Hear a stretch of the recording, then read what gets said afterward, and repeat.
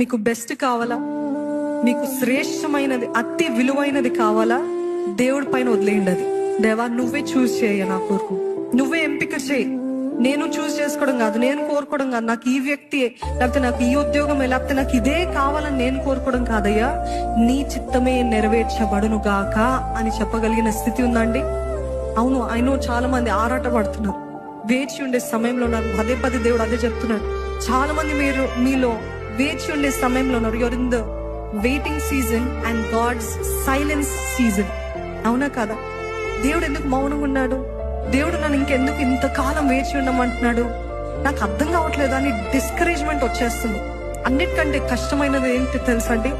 దేవుడు మౌనంగా ఉన్నప్పుడు ఆయన పైన ఆధారపడి ఉండటము కష్టము. నమ్ముతున్నారా? ఆన్సర్ రావట్లేదు, ఎటువంటిది ఏ సమాధానము రావట్లేదు, ఏమీ స్పష్టంగా కనపడట్లేదు. కానీ నన్ను